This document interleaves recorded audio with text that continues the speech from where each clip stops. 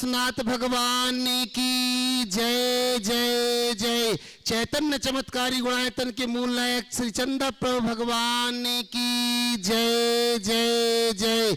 श्रवण संस्कृति के नायक प्रातः स्मरणीय आचार्य भगवंत विद्यासागर जी महामुनि राज की जय जय जय जय। बोलिए गुणायतन प्रणेता, संघ का समाधान करता, भावना योग प्रवर्तक, तरुणाई के प्रखर वक्ता पूज्य मुनिवर श्री प्रमाण सागर जी महाराज की जय जय जय। मुनिवर श्री निर्वेक सागर जी, शीतल सागर जी महाराज की जय जय जय। मुनि संघ की जय जय जय।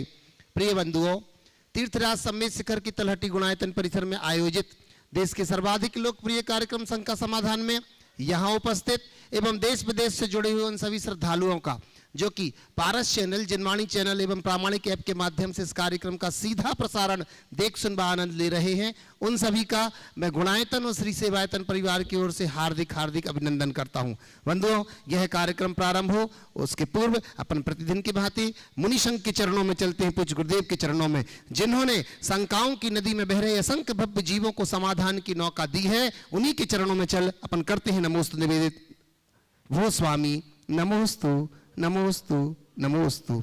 बंधुओं, बड़ी प्रसन्नता है, लोग गुणायतन से जुड़ते जा रहे हैं और जुड़ना भी चाहिए, क्योंकि देश का ही विश्व का एकमात्र ऐसा स्थान है जहां हम जीवंत रूप से गुण स्थानों को देख सकते हैं। कैसा होता है समोसरण, कैसे होती है दिव्य देशना आदि आदि सब कुछ जीवंत देख सकते हैं। वो स्थान और कोई नहीं, वो है गुणायतन, जो कि अब बहुत जल्दी ही पूर्ण होने वाला है, जिसमें अनेक लोग कोई सदस्य योजना के रूप में तो कोई निर्वाण योजना के रूप में जुड़ रहे हैं। बंधुओं, आज जिन्होंने पंचायतन शैली का बन रहा भव्य जिनालय में स्वर्णदान के रूप में अपनी भूमिका निभाई है, स्वर्णदान किया है, उनके लिए हम जोरदार ताली बजा करके उनका अभिनंदन करेंगे। मैं आपसे अपेक्षा रखूंगा तो लीजिएगा, श्रीमती मखमली बाई सेठी सपरिवार इंदौर से जिन्होंने अपने स्वर्ण की अंगूठी यहाँ समर्पित की, उनको बहुत बहुत बहुत बहुत धन्यवाद। बंधुओं, आज जिन्होंने अपने आप को सूत्रधार के रूप में जोड़ा है गुणायतन से, मैं उस परिवार को बड़े सम्मान के साथ आज मंच पर बुलाता हूँ। पूज्य गुरुदेव का आशीर्वाद और गुणायतन श्री सेवायतन परिवार उनका अभिनंदन करेगा। श्रीमान शुभम जी जैन सुपुत्र श्री नरेंद्र कुमार जी जैन मुजफ्फरनगर उत्तर प्रदेश से हमारे बीच में, मैं उनसे बड़े सम्मान के साथ निवेदन करता हूँ, कृपया पूरे परिवार के साथ मंच के ऊपर आए और इनका अभिनंदन करने के लिए हमारे गुणायतन के कोषाध्यक्ष माननीय एन जैन साहब से निवेदन करता हूं, आइएगा इनका अभिनंदन करेंगे। निवेदन करता हूं पूरे परिवार के साथ एक बार मंच के ऊपर आ जाएं। माननीय शुभम जी सुपुत्र श्री नरेश कुमार जी जैन मुजफ्फरनगर उत्तर प्रदेश से, बिटिया सुमेधा के साथ सभी लोग एक साथ पहुंच जाएं और करेंगे आज इनका अभिनंदन। हमारा गुणायतन और श्री सेवायतन परिवार जिन्होंने अपने आप को सूत्रधार के रूप में जोड़ा है, और इसी के साथ मैं निवेदन करूंगा बंधुओं, जब तक इनका अभिनंदन हो रहा है तैयार रहेंगे, निर्वाण निधि से जिन्होंने अपने आप को सूत्रधार के रूप में जोड़ा है, ऐसे श्री प्रवीण कुमार जी जैन, श्रीमती सुषमा जी जैन, श्री अंकुर जी जैन, श्रीमती आदि जी, अभी जी, निधि जी, मोदी नगर गाजियाबाद उत्तर प्रदेश से परिवार हमारे बीच में है। मैं उनसे भी निवेदन करता हूं कृपया मंच के ऊपर आएं और इनका अभिनंदन करने के लिए मैं निवेदन कर रहा हूं। हमारे बीच में माननीय कपूर जी और देवेंद्र जी हमारे बीच में है, मैं निवेदन करता हूं कृपया आइएगा। देवेंद्र जी जो कि ट्रस्टी हैं गुणायतन के और सेवायतन के कोषाध्यक्ष, निवेदन करता हूं कृपया आएं और अभिनंदन करेंगे। जोरदार तालियों के साथ हम अभिनंदन करते हैं। आइएगा श्री प्रवीण कुमार जी, श्रीमती सुषमा जी, अंकुर जी, श्रीमती आदि जी, अभी जी, निधि जी, मोदी नगर गाजियाबाद उत्तर प्रदेश से पुनः पुनः हम इनका अभिनंदन करते हैं। आइएगा और इसी अभिनंदन के साथ, अच्छा स्वीडन वाले हैं जो लोग, बहुत बढ़िया। आज जिन्होंने प्रथम शांति धारा में भी इस परिवार स्वीडन से शामिल हुए थे, बहुत बहुत बहुत बहुत अभिनंदन। देश विदेश, देश के बाहर रह करके भी जो जिन्होंने अपने संस्कारों को देसी रखा है, उनको बहुत बहुत धन्यवाद। आज हमारे बीच में बंधुओं जिन्होंने अपने आप को निर्वाण मित्र के रूप में जोड़ा है, ऐसे जो निर्वाण निधि से निर्वाण मित्र के रूप में आए हैं, श्रीमती अमिता जी जैन, धर्मपत्नी श्री नवीन कुमार जी, मोहित जी जैन, शाश्वत जैन, मुजफ्फरनगर उत्तर प्रदेश से। आज तो उत्तर प्रदेश वालों की मैं निवेदन कर रहा हूं कृपया आइएगा और आपका भी अभिनंदन करता है हमारा गुणायतन और श्री सेवायतन परिवार। वही बंधुओं जो निर्वाण निधि से निर्वाण मित्र के रूप में आए हैं, से पारसमल जी, हस्तीमल जी, ललवानी जी, रविंद्र कुमार जी, सुभाष जी ललवानी अहमदाबाद से, दो परिवार हैं।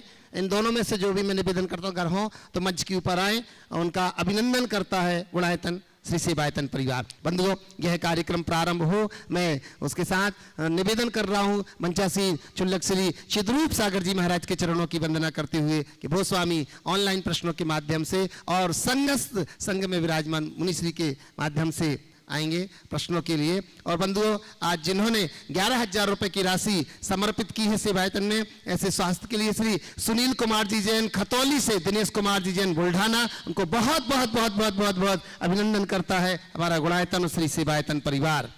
आइएगा। पूज्य मुनिश्री के चरणों में कोटि कोटि नमोस्तु। ऑनलाइन प्रश्न के माध्यम से सत्र का प्रारंभ करते हैं।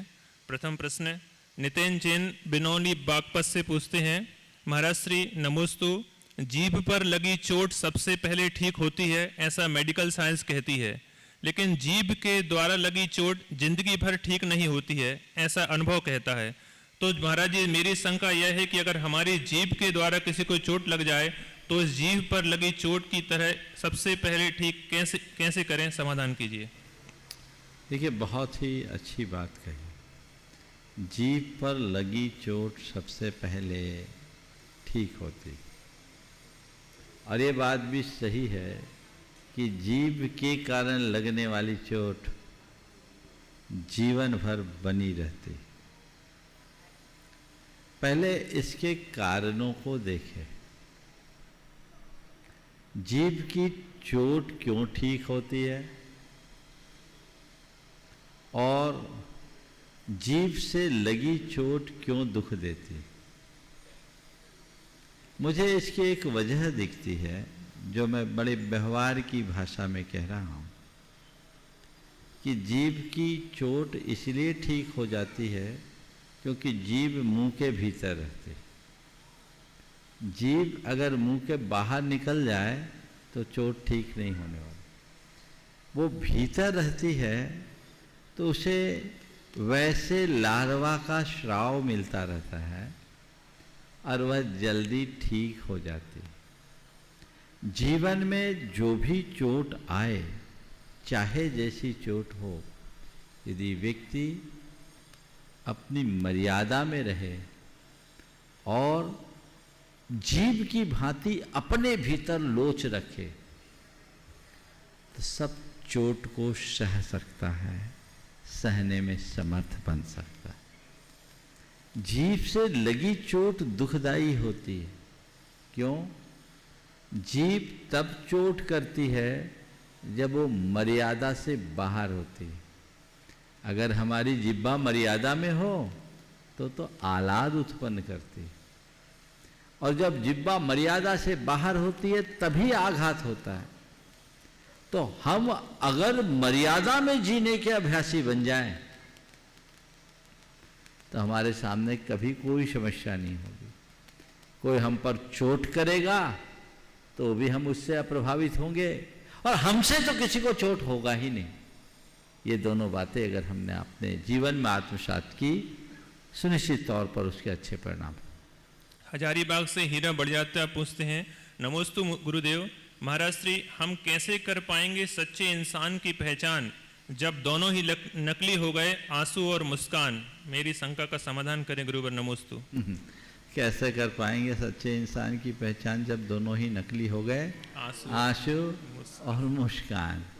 तो मैं तो ये कहता हूँ, इंसान की पहचान अगर करना है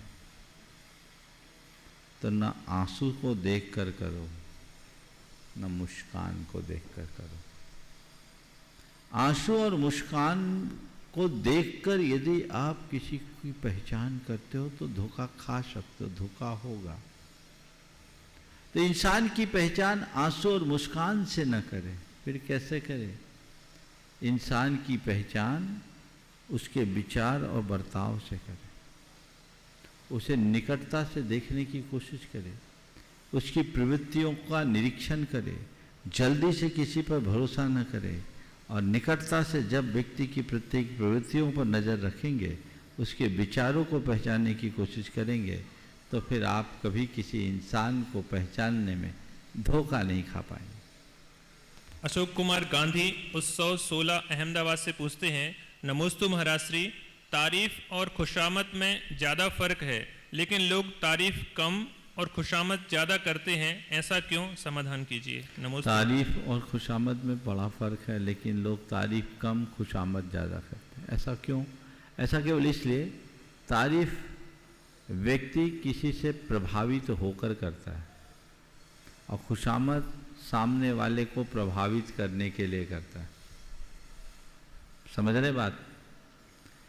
हम किसी से प्रभावित होंगे, स्वाभाविक रूप से हमारे मुख से उसकी प्रशंसा निकलेगी, ये सहज अभिव्यक्ति है।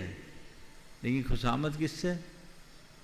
उसकी खुशामद करोगे जिससे तुम्हारी कोई खुदगर्जी है, कुछ मतलब है, ताकि वो किसी भी तरीके से मुझसे प्रभावित हो जाए।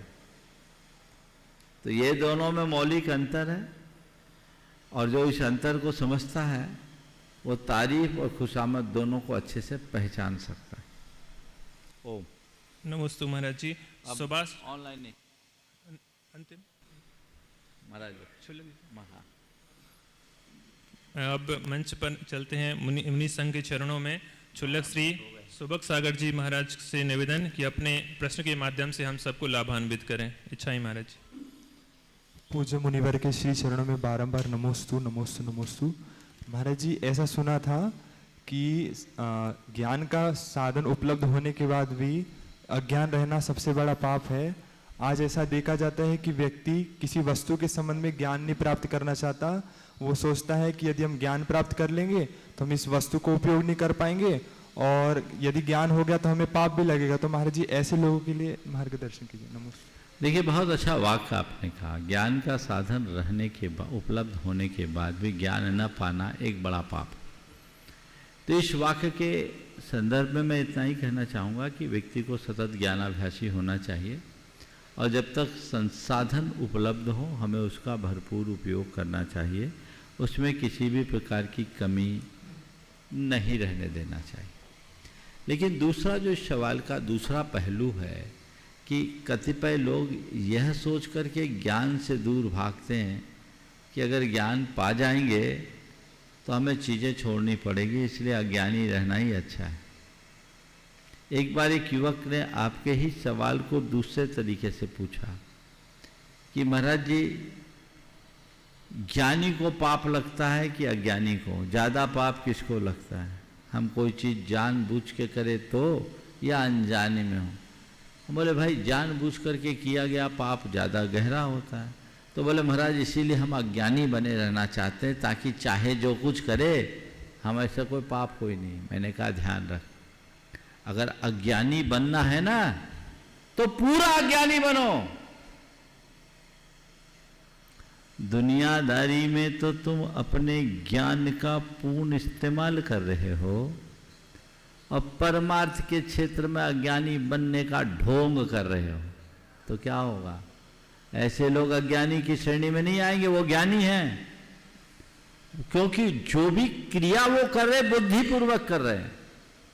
भले तुम्हें इस बात का पता ना हो कि ये पाप है या पुण्य, लेकिन जो कार्य तुम बुद्धिपूर्वक कर रहे हो, रुचि कर से भर करके कर रहे हो, तो उसके पाप के भागीदार होगे। एक नादान बच्चा, अबोध बच्चा, उसे पता नहीं रहता कि मैं क्या कर रहा हूँ क्या नहीं कर रहा, वो अज्ञान की श्रेणी में है। पर तुम सब ज्ञानी हो, और ज्ञानी नहीं, आजकल तो प्रकांड ज्ञानी। दुनियादारी का जब तुम्हें ज्ञान है तो परमार्थ के ज्ञान की भी रुचि होनी चाहिए। ये बहाना है। बहाना क्या? खुद के साथ धोखा है।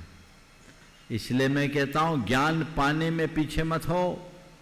ज्ञान पाओगे, तुम्हारे अंदर की समझ विकसित होगी, तभी तुम्हारा जीवन बदलेगा। अज्ञानी का जीवन तो अभिशप्त रहता, बदलेगा ही नहीं। वो पाप में मग्न है, कभी पाप मुक्त होगा ही नहीं। पर ज्ञान पाओगे तो हो सकता है धीरे धीरे तुम्हारी चेतना जागे, और चेतना के जगते ही तुम्हारे भीतर रूपांतरण शुरू हो जाए। इसलिए क्रिया कर पाओ या ना कर पाओ, कम से कम ज्ञान की पिपासा मत छोड़ो। और ध्यान रखना, पाप दो तरह से किया जाता है। एक व्यक्ति है जो पाप को पाप मान कर रहा है, और एक व्यक्ति पाप को पाप गिने बिना कर रहा है। अगर तुम्हारे अंदर ज्ञान होगा ना, कदाचित गलत कार्य से दूर न भी हो पाओ तो भी तुम पाप को पाप मानोगे और उससे दूर होने का प्रयास करोगे। और तुम्हारे अंदर ज्ञान नहीं होगा तो तुम उसे भी आम कार्य की तरह देखोगे, कभी मुक्त ही नहीं हो पाओगे। इसलिए ज्ञानी में सुधार संभव है, अज्ञानी का उद्धार असंभव। चुलक श्री आदर्श सागर जी से महाराज से निवेदन कि अपने प्रश्न के माध्यम से हम सबको लाभान्वित करें। इच्छाएं महाराज जी। नमोस्तु भगवान। मोर मनी बहुत पैसा, इंस्टेंट मनी तुरंत पैसा, एनी हाउ मनी किसी भी तरीके से पैसा। महाराज जी, ऐसे लोगों का जिनका विचार इस प्रकार का बना हुआ है, उनका भविष्य क्या होगा? More money, instant money, any how many, ऐसे लोगों का हाल क्या होगा? वही होगा जो मंजूर खुदा। क्या हाल होगा? वो बेहाल होगा। धन पैसा आपको चाहिए, ठीक है, अर्जित कीजिए, पर सदैव एक बात ध्यान में रखिए कि धन दौलत जीवन निर्वाह के का साधन है, साध्य नहीं।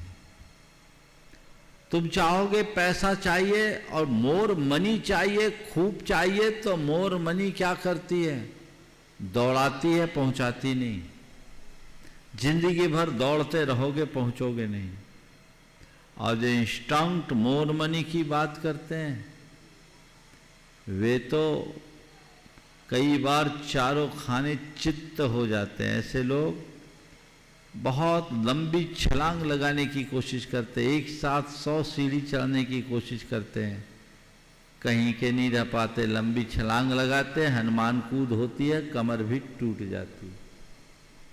सदैव एक बात ध्यान रखना, जिसे मैं अपने प्रवचनों में अक्सर कहता हूं, एक एक करके 1000 सीढ़ी चढ़ने का लक्ष्य हासिल करो, एक साथ 100 सीढ़ी चढ़ने की कोशिश कभी मत करो।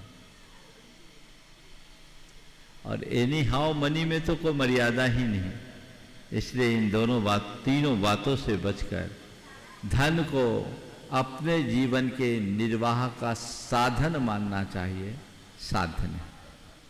पूज्य मुनि श्री शीतल सागर जी महाराज के चरणों में निवेदन कि अपने प्रश्न के माध्यम से हम सबको समता रूपी शीतलता प्रदान कराएं। नमोस्तु महाराज जी। ओम नमः सिद्धिभ्य। अभी कुछ दिन पहले किसी ने एक वीडियो दिखाया, उसमें एक वनीला फ्लेवर के बारे में बताया था। क्या? वनीला नाम का एक फ्लेवर होता है जो केक पे डलता है, वनीला केक बन जाता है, आइसक्रीम वनीला आइसक्रीम बन जाती है। तो एक तरह का ये फ्लेवर है।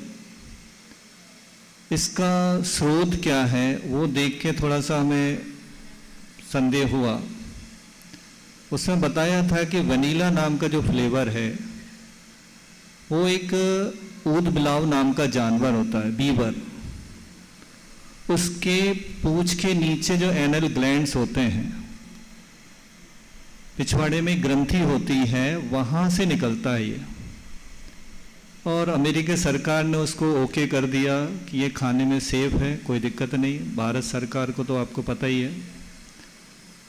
तो ये शाकाहारी लोगों के द्वारा खाने योग्य है या जैन लोग इसका सेवन कर सकते हैं क्या? समाधान देखिए, जैसा आपने बताया, मुझे नहीं मालूम, मैं तो जानता ही नहीं क्या होता वनीला और क्या होता मनीला। लेकिन जैसा आपने बताया है, तो ऐसी वस्तु को खाना तो बहुत दूर की बात, छूना भी योग्य नहीं है। क्यों ऐसा करते हैं? मैं आप सबसे एक सलाह दूंगा, जितने भी प्रकार के केमिकल्स हैं ना, उनके प्रयोगों से बचिए। भले वो प्राणिज हो या अप्राणिज, प्राणिज तो हमारे लिए छूने योग्य है ही नहीं। अप्राणिज केमिकल का भी इस्तेमाल मत कीजिए, क्योंकि वो हमारी प्रकृति के अनुकूल नहीं है। आज कैंसर जैसी जानलेवा बीमारियां क्यों आ रही? उसकी वजह तो यही है ना। तो इन सब बातों के प्रति बहुत गंभीरता से ध्यान देना चाहिए और कोई भी चीज़ किसी भी तरीके से इस्तेमाल नहीं करना चाहिए। आजकल खान पान में बहुत सारी विकृतियां आने लगी है। पहले तो लोग अपने देख रेख में भोजन पानी की व्यवस्था करते थे, आजकल सारा काम कैटरिंग वालों के तरफ से होने लगा है। वो पता नहीं आपके जायके को बढ़ाने के लिए क्या क्या चीज़ें मिलाते हैं। आप केवल स्वाद पर मुग्ध होते हैं, पर वह आपके सारे धर्म को भ्रष्ट करता है, आपके सेहत पर विपरीत प्रभाव डालता है। तो ऐसी बातों से एकदम ही दूर रहना चाहिए। पूज्य मुनिवर श्री निर्भीक सागर जी मुनिराज के चरणों में निवेदन कि अपने प्रश्न के माध्यम से हम सबको ज्ञानामृत पान कराकर कृतार्थ करें। नमोस्तु महाराज जी। मुनिश्री को नमोस्तु करते हुए सुना है इंद्रभूति गौतम गणधर, इंद्रभूति गौतम गणधर गौतम भगवान महावीर के समोषण में पहुँचे और मानस्तंभ को देखते ही उनका मान गल गया, अर्थात मिथ्यात्व सम्यक्त के रूप में परिवर्तन हो गया। इसके पहले भी उनके पास ज्ञान बहुत था, किंतु वह सारा का सारा ज्ञान मिथ्या ज्ञान माना जाता था, और जैसे ही सम्यक दर्शन हो गया वह ज्ञान सम्यक ज्ञान के रूप में परिवर्तित हो गया। आखिर मिथ्या दृष्टि भी किसी वस्तु को जैसे माइक को माइक के रूप में जानता है और सम्यक दृष्टि भी माइक के रूप में जानता है, फिर दोनों के ज्ञान में इतना अंतर क्यों हो गया? वही ज्ञान सम्यक दर्शन होते ही सम्यक हो गया और पहले मिथ्या था, ऐसा क्यों हो जाता है? देखिए, ज्ञान अपने आप में सही गलत नहीं होता। ज्ञान के सही और गलत होने का आधार ज्ञाता है। ज्ञाता की श्रद्धा जैसी होती है, उसके ज्ञान पर वैसा लेबल लगा। इंद्रभूति गौतम भगवान महावीर की शरण में आने से पहले दुरभिमान में जीता था। वो खुद को सर्वज्ञ तुल्य मानता था। उसे लगता था, उसे भ्रम था कि इस धरती पर मुझसे बड़ा कोई विद्वान है ही नहीं। लेकिन कहावत है ना, ऊंट जब पहाड़ के नीचे आता है तभी उसे अपने औकात का पता लगता है। वो इंद्रभूति जब भगवान महावीर की शरण में आए तो भगवान महावीर के निकट पहुंचने की बात तो बहुत दूर की है। दूर से ही उनका मान गलित हो गया, उनके अंदर की दृष्टि बदल गई, सारा दुरभिमान नष्ट हुआ, सही तत्व ज्ञान प्रकट हो गया। जीवन की जो भूल और भ्रांतियां थी वो दूर हो गई, तो वही ज्ञान सुज्ञान बन गया, सम्यक ज्ञान बन गया, और आगे चलकर वे भगवान महावीर के प्रधान शिष्य बने और हम सबको गणधर के रूप में उपलब्ध हुए। ये परिवर्तन प्रत्यक्ष प्रश्नों के माध्यम से सत्र को आगे बढ़ाएंगे ब्रह्मचारी विजय भैया जी। बंधुओं, प्रत्यक्ष रूप से प्रश्न के लिए मैं आगे बढ़ूं उसके पूर्व हमारे बीच में जिन्होंने आज गुणायतन से अपने आप को निर्वाण सारथी के रूप में जोड़ा है, जो यहाँ पर प्रत्यक्ष रूप से उपस्थित हैं, भाई प्रत्यक्ष जैन के परिवार श्री अशोक जी जैन, मनोज जी जैन, प्रत्यक्ष जैन बड़ौद उत्तर प्रदेश से हमारे बीच में निवेदन करता हूं मंच के ऊपर आए, जोरदार ताली बजाकर हम इनका अभिनंदन करते हैं। और इनका अभिनंदन करने के लिए मैं यहाँ पर आवाज दे रहा हूं, प्रकाश सिंह जी जैन सागर से हमारे बीच में है, कृपया आइएगा। और मैं श्री सुभाष जी रारा जी हमारे बीच में यहाँ पर उपस्थित हैं, इनसे निवेदन करता हूं कृपया आए और इस परिवार का अभिनंदन करेंगे। पुनः जोरदार तालियों के साथ अभिनंदन अशोक जी जैन, मनोज जी, प्रत्यक्ष जी जैन, पूरे परिवार के साथ अक्षता परिजन सभी एक साथ आ जाएं और जोरदार तालियों के साथ इनका अभिनंदन करेंगे। लीजिएगा, निवेदन कर रहा हूं मैं प्रकाश चंद जी जैन सागर से, सुभाष जी रारा, मैं निवेदन करता हूं कृपया आइएगा, इनका अभिनंदन करने में आपका सहयोग होवे गुणायतन और श्री सेवायतन परिवार की ओर से। आप अतिशीघ्रता से कृपया पहुंचे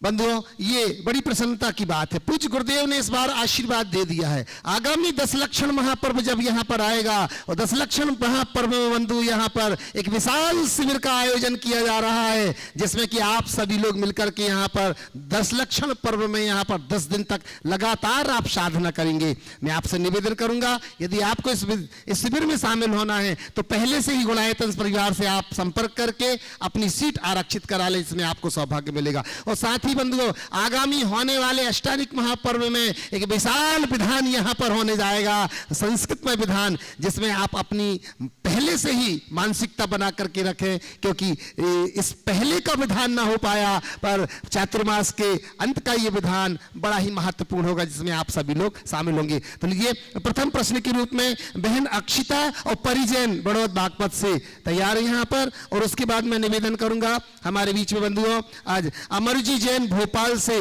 जो कि अध्यक्ष है टीटी नगर के। बंधुओं, पूज्य गुरुदेव के आशीर्वाद से जहां एक विशाल 9 फीट की प्रतिमा, 9.25 फीट की प्रतिमा विराजमान हो रही है, आज पूरी कमेटी के साथ मुनि श्री के चरणों में जो आशीर्वाद लेने के लिए आए हैं। 2 फीट का कमल, 9.25 फीट की प्रतिमा है, 11.25 फीट का, कितनी भव्य अति भव्य वह जिनालय होगा जिसकी प्रतिमा इतनी बड़ी है। पूरा परिवार यहाँ पर उपस्थित है। कमेटी में उनसे निवेदन करूंगा अपना प्रश्न लेकर के तैयार रहेंगे। नमस्ते गुरुदेव, मैं आपसे पूछना चाहती हूँ कि पंचम काल में मोक्ष के द्वार बंद क्यों रहते हैं? किसने बोला मोक्ष के द्वार बंद? मुझे घर में बोला। गलत बोला। बंद नहीं होते? नहीं, खुले। क्या हो गया? कंफ्यूज मत हो, खड़े रहो। तुम्हारे घर वालों ने जो तुम्हें बताया वो अपनी जगह सही, और मैं जो बता रहा हूँ वो भी सही है।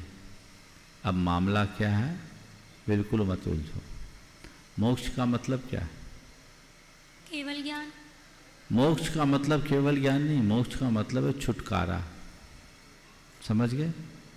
तो पंचम काल में दोषों से छुटकारा मिल सकता है, दुर्गुणों से छुटकारा मिल सकता है, दुर्बलताओं से छुटकारा मिल सकता है, और दुखों से भी छुटकारा मिल सकता है। मिल सकता है कि नहीं? तो मोक्ष हुआ कि नहीं? है ना? मोक्ष हुआ नहीं, मैं तो अनुभव भी कर रहा हूँ, मैं देख रहा हूँ, मेरे बहुत सारे दोष दूर हो गए, मेरी दुर्बलताएं दूर हो गई, मेरे दुर्गुण दूर हो गए। मैंने दोषों से मुक्ति पाई, मैंने दुर्बलताओं से मुक्ति पाई, मैंने दुर्गुणों से मुक्ति पाई, और मैंने दुखों से भी काफ़ी हद तक मुक्ति पा ली। तो मुझे मोक्ष मिल रहा है कि नहीं? बोलो। हाँ। तो अब कोई कहे कि पंचम काल में मोक्ष है तो सही है कि गलत? सही है। ऐसा मोक्ष तुम्हें चाहिए कि नहीं? तो मोक्ष मार्ग में लगो। हम लोगों ने जो धारणा बनाई, मोक्ष वो एक स्थान है जहां जाना है, वो जाने वाला मोक्ष भले नहीं हो। संसार से मुक्ति भले ना मिले, पर दोष दुर्बलता और दुर्गुणों से मुक्ति तो अभी भी होगी। और ध्यान रखना, जिसे दोषों से, दुर्बलताओं, दुर्गुणों और दुखों से मुक्ति होगी, उसे ही संसार से मुक्ति होगी। इसलिए उस मोक्ष की परवाह मत करो। वो मोक्ष भले नहीं है, मोक्ष मार्ग तो है। मोक्ष मार्ग पर चलोगे तभी मोक्ष तक पहुंच सकोगे। समझ गए?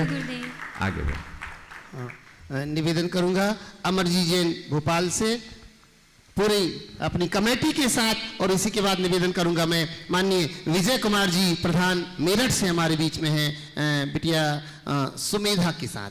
भगवान के चरणों में सतनत नमोस्तु। हमारी पूरी कमेटी भगवान टीटनगर समाज में, पूरे भोपाल जैन समाज और आपके मार्गदर्शन में टीटनगर समाज मंदिर का निर्माण हो रहा है, पुनर्निर्माण हो रहा है। भगवान, आज हमारी कमेटी आपके आशीर्वाद से ये चाहते हैं कि गुणायतन का पंचकर्णक हो, उसके बाद निश्चित तौर से भगवान सारी कमेटी इसीलिए आएगी और बार बार आती रहेगी, ये भावना भाने के लिए कि भगवान हमारा पंचकर्णक भी आप करवा दें। क्योंकि आपकी ही प्रेरणा से हमने मंदिर जो भी हम लोगों से बन सका, हम लोग बहुत छोटे से प्राणी हैं, बहुत छोटा समाज है।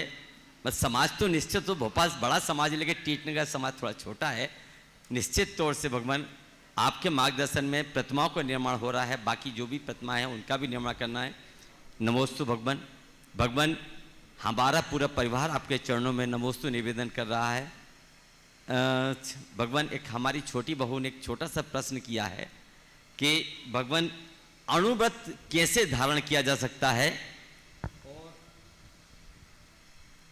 इसका नियम कैसे धारण करें? देखिए, पहले तो मैं अमर भाई और उसकी पूरी कमेटी हैं, इनके माध्यम से इनके साथ जुड़े और मंदिर से जुड़े सभी लोगों को मैं आशीर्वाद देना चाहूँगा। और मैं चाहूँगा एक बार करतल ध्वनि से इस पूरी टीम का आप स्वागत करें। ये बड़ी कर्मठ, जुझारू और लगनशील लोगों की टीम है, बहुत अच्छे से काम कर रहे हैं। भोपाल के टीटी नगर के मंदिर का पुनर्निर्माण का कार्य इस कमेटी के देख रेख में चल रहा है, बहुत अच्छा चल रहा है। मैं आशीर्वाद देता हूं कि आपका कार्य आपके भावों के अनुरूप शीघ्र संपन्न हो। दूसरी बात जो सवाल है, अनुव्रत कैसे लिया जाता है? तो अनुव्रत लेने के लिए आप 5 अनुव्रत और उनके अतिचारों को समझें, उन अनुव्रतों के अभ्यास करें, अतिचारों से बचने का प्रयास करें, गुरु चरणों में श्रीफल लेकर उपस्थित हो जाएं, उनके समक्ष अपना भाव प्रकट करें, अनुव्रत ले लें। 4 अनुव्रत में कठिनाई नहीं होती, परिग्रह के परिमाण में प्रायः लोग चूक कर देते हैं। परिग्रह का परिमाण लेते समय लोग अक्सर रुपये पैसे तक सीमित रहते हैं, अनुव्रत में रुपये पैसे तक सीमित रहना उचित नहीं है। आज के समय में 10 प्रकार के परिग्रह प्रासंगिक नहीं हैं। आज के समय में आज जैसा परिग्रह का परिमाण लेना चाहिए।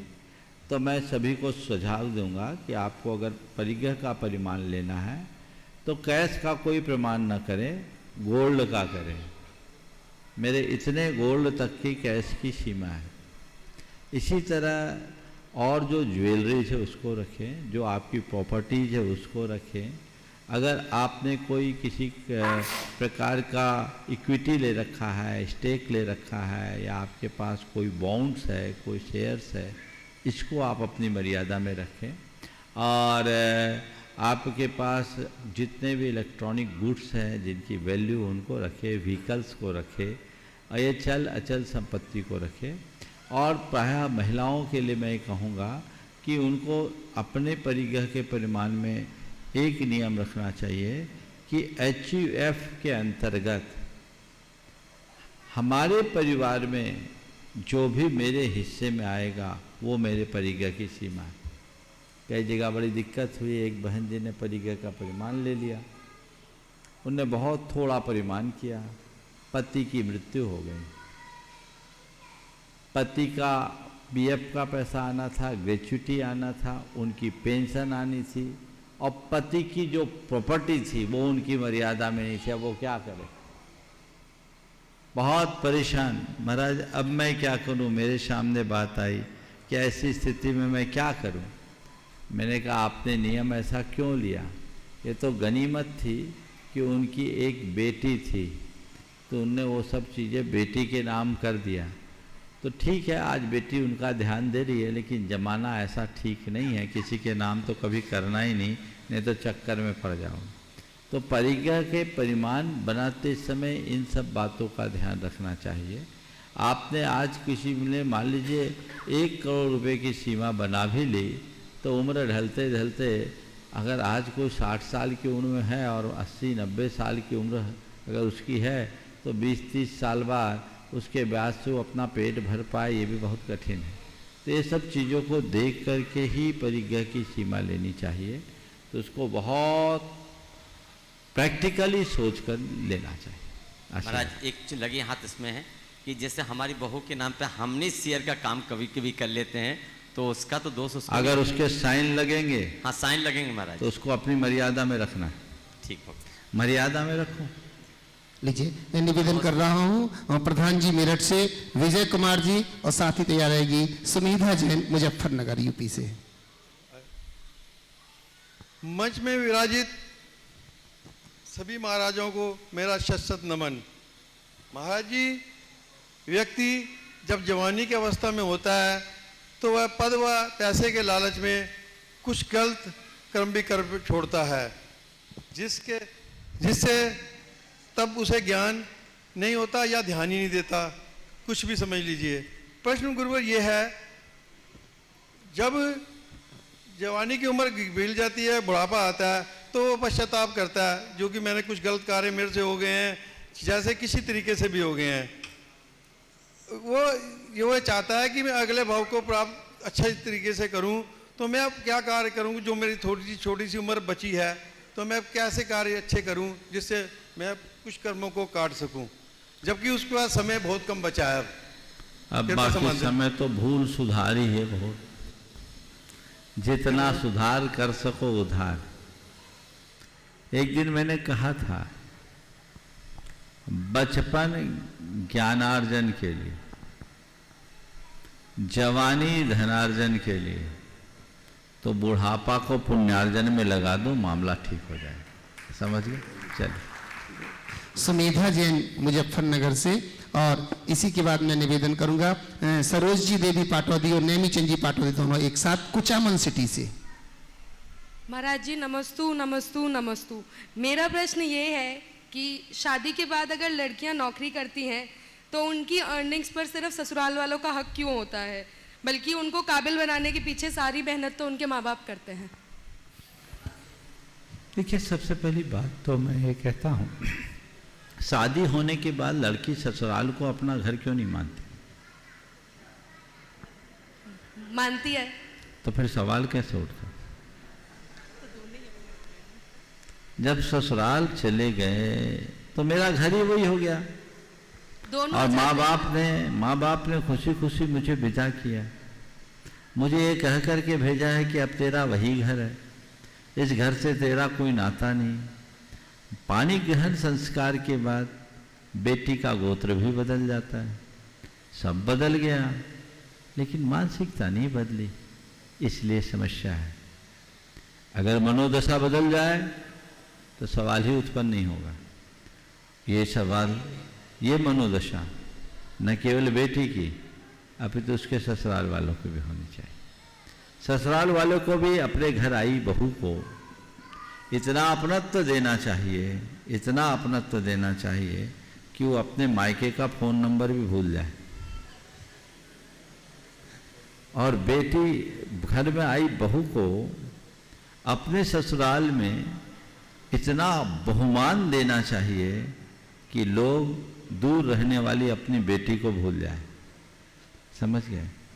एक दिन मुझसे कहा कि महाराज जी, बहू को बेटी बनाना और सास को माँ बनाना संभव है? मैंने कहा देखो भाई, इस झगड़े को तो मैं एक ही बात कहता, अगर मिटाना चाहते हो तो एक ही बात जानता। बोले क्या?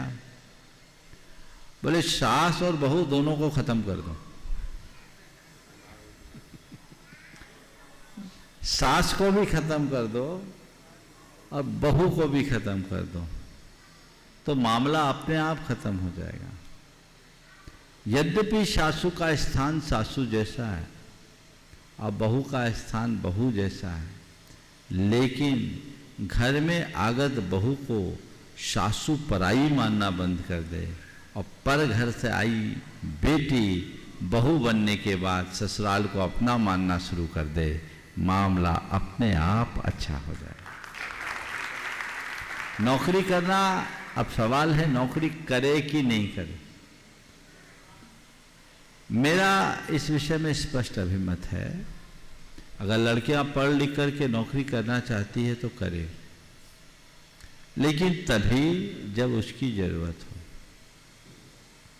यदि उसकी आवश्यकता नहीं है तो घर परिवार और बच्चों की संभाल को भी एक बड़ी जिम्मेदारी समझे। वो बड़े बड़े जॉब से कहीं बढ़कर है। मेरे संपर्क में बहुत सारी ऐसी युवतियां हैं जिन्होंने बड़े बड़े एमएनसीज के अच्छे अच्छे पैकेज की जॉब छोड़ी और आज वो बहुत खुश है। उनको लगता था कि जब मैं जॉब करती थी तो अपने परिवार और बच्चों के साथ न्याय नहीं करती थी। एक बहन जिसका 40 लाख का पैकेज था, वो नौकरी छोड़ने के निर्णय के बाद एक दिन उसने बहुत खुशी खुशी बोली कि महाराज आज मैं बहुत खुश हूँ, क्योंकि इससे पहले हर महीने मुझे सैलरी मिलती थी और मैं ज्वेलरी लाती थी। सैलरी मिलती थी, मैं ज्वेलरी ला करके खुश होती थी। अब मुझे लगता है कि भले मेरे घर में ज्वेलरी नहीं है, लेकिन मेरे घर में हर पल खुश है। मैं अपने पति को, अपने बच्चों को ठीक तरीके से समय दे पा रही हूँ, उनका भविष्य कर पा रही हूँ, ये ज़्यादा अच्छा है। चुनाव आपका है, आप नौकरी करें न करें आप तय करें, लेकिन एक बात सदैव ध्यान रखना, परिवार और कारोबार में परिवार का स्थान ऊंचा होना चाहिए, इसे कभी ना भूलें। ये तैयार हैं सरोजी देवी पाटौदी और नेमी चंद जी पाटौदी एक साथ आ जाएं, और इसी के बाद तैयार रहेंगे नेहा जैन। नमोस्तु महाराज श्री, मेरे पूरी परिवार की ओर से नमोस्तु नमोस्तु नमोस्तु इच्छा में महाराज श्री। महाराज श्री, मेरा प्रश्न ये है कि हम गृहस्थ में रहते हैं, तो गृहस्थ में तो पाप कर्म होता ही रहता है हर समय, तो हम ऐसा क्या करें उससे हमें पाप से बच सके। अब उम्र ऐसी आगे कि गृहस्थी से आगे बढ़ो, तभी पाप से बचोगे। अपने आप को मोड़ो, कम से कम महाव्रती नहीं तो अनुव्रती तो बनो, आंशिक रूप से ही पापों से बचो, तभी बच सकेंगे। बोलिए। नमस्ते महाराज जी, एक जगह लिखा है आप अंधकार से प्रकाश की ओर तभी जा सकते हैं जब तुम उसकी तलाश में हो, और ये तलाश बिल्कुल वैसी होनी चाहिए जैसी बालू में लगी आग को बुझाने के लिए तालाब की तलाश करते हैं, तालाब की तलाश करते हैं। बालू में लगे आग? बालों में कि बालू में? बालू। हम बालू सुन रहे, बिल्कुल ठीक है। बात केवल इतनी है, जब तक प्यास नहीं हो तब तक प्रयास नहीं होता। जब प्यास प्रबल होती है, हमारा प्रयास अपने आप हो जाता है। प्रकाश की ओर वही भागता है जिसने अंधकार की पीड़ा को अच्छे से भोगा है।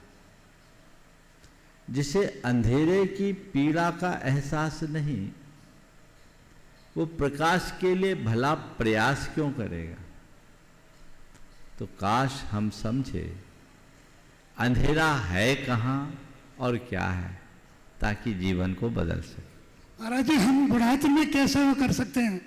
गुणायतन में हाँ, ये मंच पे पूछने का सवाल नहीं है, आप आइए, उनसे संपर्क कीजिए, जरूर आपकी सेवाएं ली जाएगी। तैयार हैं, निवेदन कर रहा हूं नेहा जी जैन, और इसी के बाद रमेश जी मथुरा दास जी पारोला महाराष्ट्र से।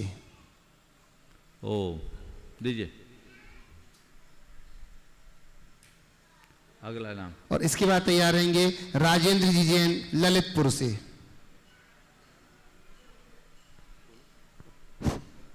महाराज जी को नमस्तु, शुल्लक जी इच्छा में। महाराज जी, मैं सप्तम प्रतिमाधारी हूँ। मैं सामायिक में शुद्धात्मा की अनुभूति के लिए निर्विकल्प होने का प्रयास करता हूँ, तो ये मेरे गुणस्थान की सबसे योग्य या अयोग्य, इसका समाधान दीजिए। पंडित बनारसी दास जी ने, जो बड़े अध्यात्म के ज्ञाता थे, उन्होंने अर्ध कथानक भी लिखा है, नाटक समय सार भी लिखा। उन्होंने, उनके मन में आया कि मैं अपनी आत्मा की अनुभूति करूं। 3 दिवस तक वो एक कमरे में निर्वस्त्र होकर बंद रहे और आत्मा की धुन में लगे, और 3 दिन के बाद अपनी अनुभूति को उन्होंने बड़ी ईमानदारी के साथ प्रकट करते हुए लिखा, करनी को तो रस मिट्यो, मिलो न निज को स्वाद। करनी को तो रस मिट्यो, मिलो न निज को स्वाद। भई बनारसी की दशा, जैसे ऊंट को पाद। बड़ी ईमानदारी से उनने लिखी, अरे सब हवा में ही रह गया। 3 दिन तक मैं आत्मा आत्मा की रट लगाए बैठे रहा, और अपना जो करने योग्य था वो भी नहीं किया, और जिसकी अनुभूति होनी थी वो भी नहीं। समझ गए? तो आचार्य शुभचंद्र ने ज्ञानार्णव में ऐसे लोगों के लिए बड़ी अच्छी बात लिखी। वहां लिखा, खपुष्पमथवा श्रृंगम खरस्यापि प्रतीयते न पुनर्देश कालेपि ध्यान सिद्धि ग्रहासमे। वे कहते हैं तुम मुझसे कहो कि मैंने आकाश में खिला हुआ फूल देखा, मैं मान लूंगा कि आकाश में कोई फूल खिल गया, मैं मान लूंगा। तुम कहो कि किसी गधे के सींग निकल आया, मैं मान लूंगा कि सींग वाला गधा है। पर तुम मुझसे आकर के कहोगे कि किसी देश या किसी काल में किसी गृहस्थ को ध्यान सिद्ध हो गया, तो मैं नहीं मानूंगा। समझ गए? माने विधेय में भी नहीं और चौथे काल में भी नहीं। तो आप क्या करो, शुद्धात्मा की भावना भाव। क्या करो? शुद्ध भावना, शुद्धात्मा की भावना भाव। ये भावना भाते भाते आत्मा की पात्रता बढ़ेगी और हो सकता है एक पल ऐसा आए कि निर्गंथ बनकर उसकी अनुभूति भी कर सकते। तो कर्म की निर्जरा तो होंगी ना महाराज? हाँ, कर्म की निर्जरा तो होगी ना? होगी, वृत्ति की निर्जरा होती है। राजेंद्र जी जैन ललितपुर से, और इसी के बाद मैं निवेदन करूंगा अंकुर जी जैन, निधि जैन स्वीडन से। नमोस्तु महाराज जी, तीनों महाराजों के चरणों में हमारे परिवार की ओर से नमोस्तु। छुल्लक जी के चरणों में इच्छामी। महाराज जी, छोटी सी जिज्ञासा है कि मैं सुबह मंदिर जी में प्रक्षाल करने का मौका मिलता है, तो प्रक्षाल करते समय क्या मुझे ध्यान रखना चाहिए? और मैं भक्तामर पढ़ता हूँ तो पढ़ सकूँ कि नहीं? और 3 अंगूठियों से मैं प्रक्षाल करता हूँ, ऐसा उचित है क्या?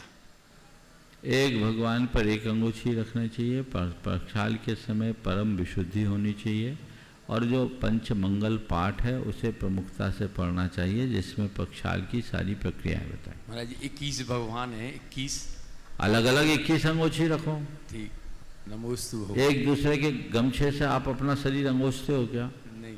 तो भगवान ही मिल गए आपको। चलो, अंकुर जी, निधि जी जैन स्वीडन से। और इसी के बाद मैं निवेदन करूंगा, हमारे बीच में नवापारा राजिम से बहुत सारे लोग यहाँ पर उपस्थित हैं। अब वो लोग एक साथ खड़े हो जाएं और प्रश्नकर्ता जो भी हो, कमेटी, पूरी कमेटी यहाँ पर उपस्थित है नवापारा राजिम से, पूरी कमेटी एक साथ आ जाए। बोलो अंकुर। हाँ, नमोस्तु महाराज, नमोस्तु नमोस्तु। महाराज जी, प्रश्न ये है, गुप्त दान और नाम बता के किया गया दान, दोनों में से श्रेष्ठ कौन सा है? देखिए, गुप्तदान की महिमा तो बड़ी है। मैं एक समय तक पहले गुप्तदान का बड़ा पक्षधर था, लेकिन एक घटना के बाद मेरी धारणा बदली। जब मैं कोलकाता में था, वहाँ पर बहुत सारे अग्रवाल जैन बंधु जो सरावगी समाज के कहलाते थे, कभी जैन थे, वैष्णव हो गए, और ऐसे ऐसे लोग जिन्होंने बड़े बड़े मंदिर बनाए। कोलकाता के जितने भी मंदिर हैं पुराने, सारे उनके ही बनाए हुए। 8 मंदिर, इसमें बेलगछिया का मंदिर, बड़ा मंदिर, सारे नया मंदिर उन्हीं के द्वारा बनाए हुए। मैंने एक उपक्रम शुरू किया उन लोगों को वापस जोड़ने का, और 300 परिवार वापस जुड़ भी गए। एक बड़ी सफलता। उसमें से एक व्यक्ति आया, 50 साल पहले तक उनके परिवार में जैन धर्म का पालन होता था। 50 साल से उस घर में जैन धर्म का कोई भी नाता नहीं था। जब उससे कहा गया कि तुम सरावगी हो, जैन हो, और वो नया मंदिर में गया तो देखता है कि उसके पिताजी ने नया मंदिर में वेदी के निर्माण में योगदान दिया। उस पाठिये को पढ़ करके उसको लगा कि हम जैन हैं और हमें वापस जैन धर्म में जुड़ना चाहिए। तो मुझे लगा कि यदि तुम चाहते हो कि तुम्हारी आने वाली पीढ़ियां जैन धर्म से जुड़ी रहे, उनको भी अच्छी प्रेरणा मिले, तो कभी ऐसा भी निर्माण कराओ उसमें अगर अक्षर लिखे जाए ताकि वो प्रेरणा ले। पर वो अपने विज्ञापन के लिए मत करना, औरों को प्रेरणा मिले, लोग कह सके। मैं एक स्थान पर था, एक जीव दया का संस्थान था, वर्षों से चल रहा था। वहाँ एक उद्यमी आया, युवा उद्यमी था, उनके पुरखे उसी गांव के थे। तो गांव के लोगों ने बताया, देखो ये आपके दादाजी के द्वारा संस्थापित संस्था, आपको भी योगदान देना चाहिए। अपने दादाजी का नाम देखा तो उसके हृदय में उत्साह आया, अरे इसके फाउंडर मेरे दादाजी हैं, तो अपनी संस्था हमें भी देना चाहिए।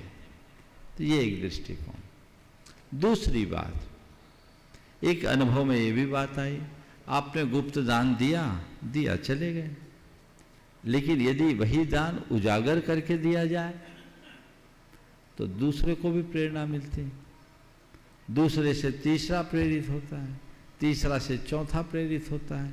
क्योंकि आजकल लोग दान भी मैदान देख कर करते हैं, एक दूसरे को देख कर के प्रेरणा मिलती है ना, तो उससे बड़े कार्य संपन्न होते हैं, देख देख कर प्रेरणा मिलती है। फिर और एक पक्ष है इसका, आपने दान किया, चुपचाप किया, उससे अर्जित पुण्य केवल आपके खाते गया। आपने दान किया, उसकी घोषणा हुई, जनता ने ताली बजाकर उसकी अनुमोदना की। जनता ने पुण्य की अनुमोदना की पाप की? हाँ, पुण्य की अनुमोदना की। एक आदमी ने दान किया, 1000 लोगों ने उसकी अनुमोदना की, तो दान एक पुण्य कर्म हुआ ना।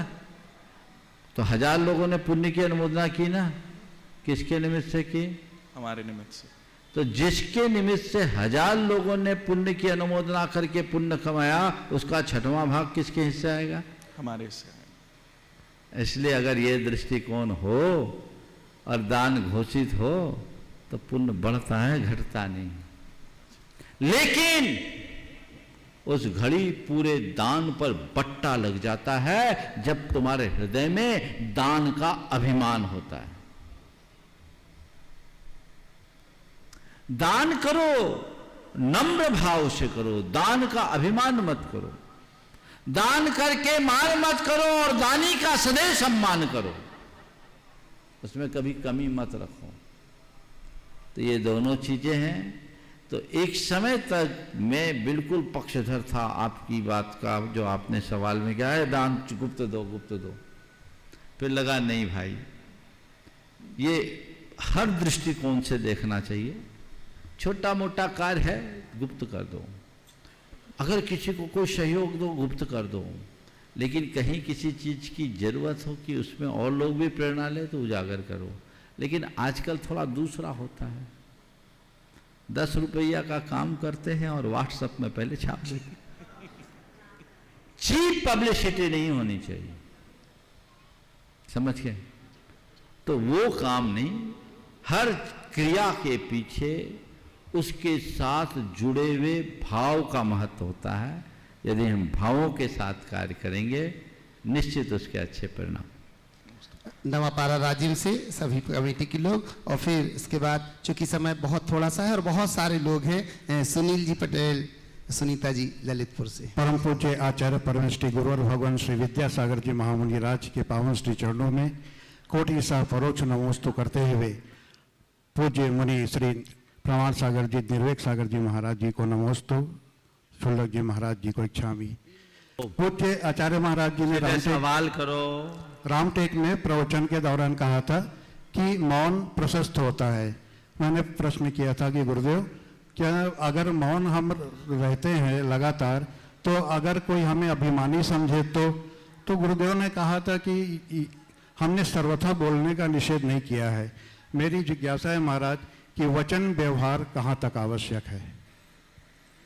देखिए, मौन अपनी जगह महत्वपूर्ण है। मौन बोलने से प्रवृत्तियां नियंत्रित होती है, पर वचन व्यवहार तब जरूरी है जब हम किसी से बात करना। अकेले में मौन जरूरी है, और सबके बीच रखने पर संयत वचन व्यवहार जरूरी है। जहाँ जैसी आवश्यकता हो उसके अनुरूप कार्य करना चाहिए। नमोस्तु। इस प्रकार जल्दी से चलिए दीजिए। लीजिएगा। सुनील जी, सुनीता जी, अब बहुत सारे लोग जुड़े गए, सरिता जी, राकेश जी, अनुज जी, सुनील जी, दिनेश जी, ये सब क्यू में है। ऑबलाइज मत करो, बोलो। जगत पूज्य गुरुदेव श्री प्रमाण सागर जी महाराज के चरणों में पटेल परिवार भोपाल का और हमारे परिवार का सादर से नमोस्तु नमोस्तु नमोस्तु। ओम। गुरुदेव, बदलते समय सामाजिक परिवेश में स्वयं प्रशस्त धर्म मार्ग पर चलते हुए अपने उच्च शिक्षित बच्चों का भी श्रेष्ठतम धर्म मार्ग प्रशस्त कैसे करें कि वे अपने पारिवारिक और सामाजिक उत्तरदायित्व का निर्वहन की पूरी निष्ठा से कर सकें, इस विषय में आपकी श्रीमुख से मार्गदर्शन चाहते हैं। बिल्कुल, अगर उन्हें अच्छे संस्कार दिए हैं, अच्छे तरीके से तैयार कर दिए हैं तो उन पर बहुत अच्छा परिणाम आएगा। सवाल आपका बहुत अच्छा है, लेकिन नंबर अंत में है। यदि आप कल उपस्थित रहेंगे तो ये अवसर मिलेगा। आज के सत्र को यहीं पर विराम। बोलिए परम पूज्य आचार्य गुरुवर श्री विद्यासागर जी महाराज की। ओम। विजय। पूज्य मुनिवर श्री प्रमाण